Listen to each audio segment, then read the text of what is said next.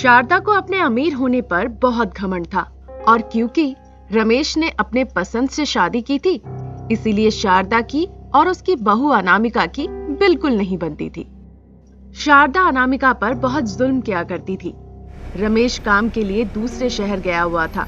घर में सिर्फ शारदा, उसकी 10 साल की बेटी कुमारी, बहू अनामिका और उसका छोटा सा बच्चा रहते थे। शारदा खुद तो बड़े ठाठ से रहती थी, लेकिन अपनी बहू को पुरानी साड़ी देती थी पहनने के लिए। उसकी बेटी ने कई बार कहा कि भाभी को अच्छे कपड़े पहनने के लिए दिया करो, लेकिन वो हंसकर उसके बातों को टाल दिया करती थी। माँ, त्योहार आ रहा है, क्यों ना हम सब नए कपड़े खरीदने चले? भाभी को भी एक साड़ी ले देना। कुमारी इस तरह अपनी माँ से कहती है। अनामिका पास में ही काम कर रही थी। उसने ये सुना तो उसके मन में थोड़ी खुशी हुई। अरे बेटा, तू क्यों उसकी चिंता करती है? तुझे अगर चाहिए तो बोल, मैं बाजार से तेरे लिए खेलने के लिए खिलौने और फ्रॉक ले आऊंगी। शारदा इस तरह कहती है। ये सुनकर अनामिका मन ही मन सोचने लगती है, हे भगवान, ये कैसी जालिम सास दी है तूने, इससे अच्छा तो ये मर ही जाती। तभी शारदा चिल्ला के कहती है, अरे कहाँ मर गई कामचोर? सूरज उगने को आ रहा है और घर के अभी तक साफ सफाई नहीं की तूने? हाँ, कर रही हूँ माँ जी, जरा मुन्ने को सुला दो। अनामिका कहती है। तभी शारदा फिर से कहने लगती है, बहानों की कमी नहीं होती है तुम्हारे पास कभी। मेरे लिए चाय बनाओ जल्दी से, और उसके बाद नाश्ता भी जल्दी जल्दी बनाओ। फिर सब्जियां बेचने भी तो जाना है तुम्हें। शारदा की ऐसी बातों पर अनामिका अपनी हामी भरते हुए कहती है, जी माँ जी, अभी बना देती हूँ। तभी कुमारी अपनी माँ से कहती है, माँ, मैं स्कूल जा रही हूँ, आज मुझे खीर पूरी खाना है। जब मैं स्कूल से वापस आ जाऊँ तो तुम बना देना प्लीज।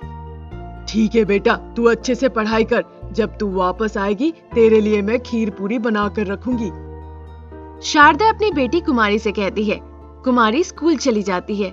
वहीं शारदा गुस्से से अनामिका के कमरे में जाती है और उस पर चिल्लाने लगती है, मैंने तुझसे कहा था ना जल्दी जल्दी हाथ चला। आज कुमारी का खीर पूरी खाने का मन है। सब्जी बेचकर जल्दी आना और जल्दी ये सब बनाने लग जाना, समझ गई ना? अनामिका सारा काम निपटा के सब्जी बेचने के लिए बाजार चली जाती है। अपने मुन्ने को गोद में लेकर वो शाम तक सब्जियां बेचती है और वापस आती है तो देखती है कि उसकी सास खीर पूरी बना रही है। अनामिका समझ जाती है कि आज तो उसकी शामत पक्की है।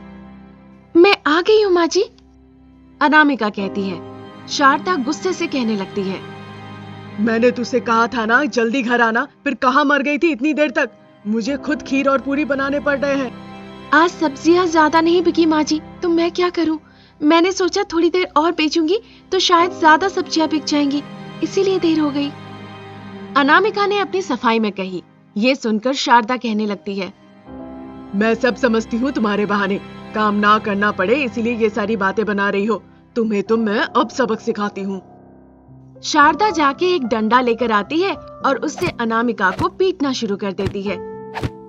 मत मारिए, छोड़ दीजिए, दर्द हो रहा है सासू माँ। इस तरह से अनामिका शारदा से विनती करने लगती है, मारू नहीं तो क्या, तेरी आरती उतारू? एक काम ढंग से नहीं कर पाती हो तुम। ये तो कुछ भी नहीं है। अगर अगली बार तूने मेरा कहा नहीं माना तो मैं तुम्हें इस घर से निकाल दूंगी।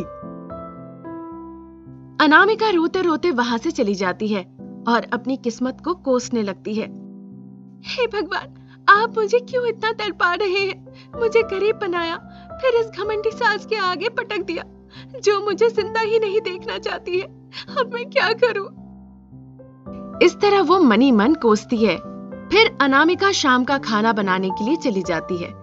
तभी उसके हाथ से उसकी सास का एक बहुत पुराना घड़ा टूट जाता है, जिसमें कई सारे सोने के सिक्के होते हैं। वो उसे देखकर चौंक जाती है।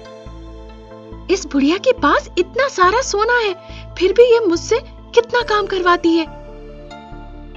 अनामिका मन ही मन सोचती है। तभी घड़े के टूटने की आवाज से शारदा जग जाती है और दौड़ती हुई अनामिका के पास आती है। जब वो देखती है ये सब कुछ तो वो आग बबूला हो जाती है। तेरा सत्यानाश हो करमजली, तूने मेरे पुश्तैनी घड़े को भी तोड़ दिया। इसका सोना चुराने के लिए ऐसा किया होगा तुमने। तुझ भिकारन को मैं अच्छे से जानती हूँ। अब तुम मेरे यहाँ नहीं रह सकती हो, निकलो मेरे घर से। इतना कहकर शारदा अपना डंडा लाती है और फिर से अनामिका की पिटाई करना शुरू कर देती है। वो उसे उसकी सब्जी की टोकरी के साथ घर से निकाल देती है और कहने लगती है, दोबारा अगर कभी मुझे जिंदगी में दिखाई दी तो मैं तुम्हें जान से मार डालूंगी। तुम चोर कहीं की, निकल जाओ यहाँ से। शारदा गुस्से में आके इस तरह से कहती है। अनामिका भी चुप नहीं रहती, वो कहने लगती है, अरे कुछ तो शर्म कर बुढ़िया, तेरे पास इतने सारे सिक्के थे तो क्यों तुम मुझसे इतना काम करवाती रही? इन्हें बेचकर भी तो हम अच्छी जिंदगी जी सकते थे। तेरी नजर तो पहले से ही मेरे धन दौलत पर रही है, अब तो मैं तेरी एक नहीं सुनूंगी, निकल जा मेरे घर से। शारदा उसे डंडे से पीटकर घर से निकाल देती है। अनामिका अपनी सब्जी की टोकरी उठाती है और कराहते हुए वहां से चली जाती है। शारदा अनामिका सास बहू थे, पर वो एक दूसरे को बिल्कुल पसंद नहीं करते थे।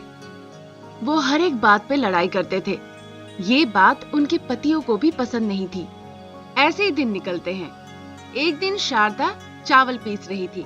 उस वक्त उसके पति वहाँ पे आते हैं और कहते हैं, अरे तुम सुबह सुबह चावल पीस रही हो, मैं बहुत भूखा हूँ, तुम्हारे पास ग्राइंडर है ना? ग्राइंडर से स्वाद नहीं आते हैं, इसीलिए हाथ से पीस रही हूँ। तभी अनामिका वहाँ आती है। पापा जी, अगर सासू माँ के इंतजार में रहे तो आज आपको वास करना पड़ेगा। लीजिए, वड़ा बनाया है, खा लीजिए। अनामिका इस तरह कहती है। प्रसाद उसकी बातों के तहत जैसे ही जाने लगते हैं तो शारदा कहने लगती है, जाओ जाओ, वो वड़े नहीं पत्थर के ढेले होंगे, खा के देख लो। ऐसा क्या? पर क्या पता किसका क्या बने। पर मुझे पता है, जब मैं नई नई शादी करके यहाँ आई थी, आपने वड़ा बनाया था जिनसे दीवारों पे काटी ठोका भी जा सकता था। अनामिका की ऐसी बातें सुन के शारदा को बड़ा गुस्सा आ जाता है। तुम मुझसे ऐसा कहोगी? वो पिसा हुआ चावल लेके अनामिका के मुंह पे फेंकती है, लेकिन वो जाके प्रसाद के मुंह पे गिरता है। ये देखकर अनामिका जोर जोर से हंसने लगती है। पिताजी, ये माँ ने आपके साथ क्या किया? आप तो बिल्कुल बेवकूफ की तरह लग रहे हैं। उठा के आप भी माँ पे फेंकिए, आप किसी से कम नहीं है।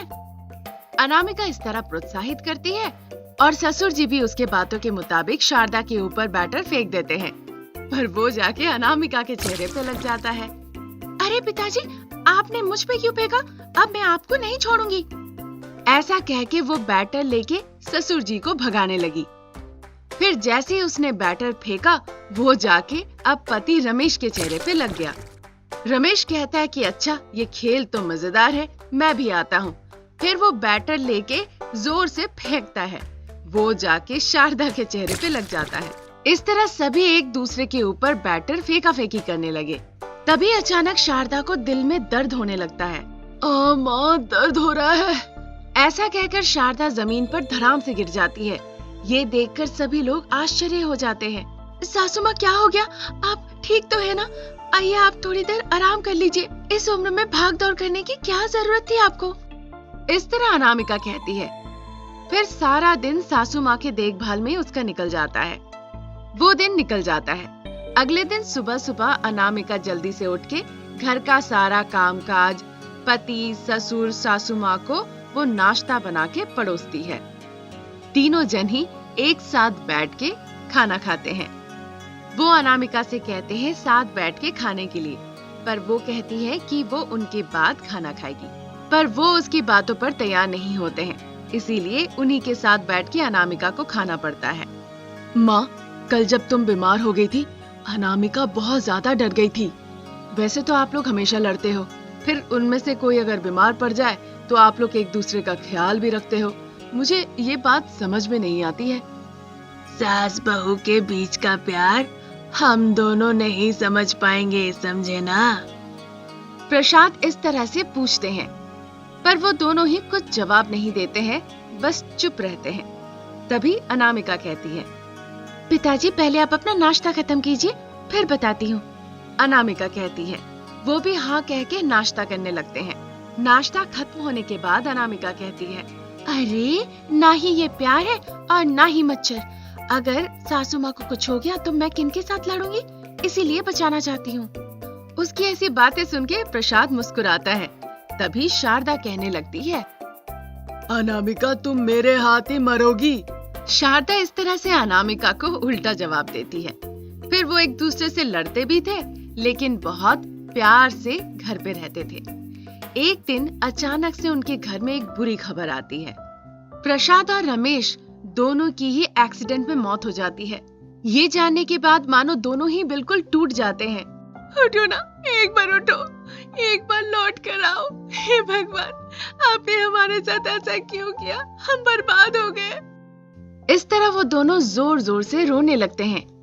कुछ दिनों के बाद पता चलता है कि अनामिका गर्भवती है।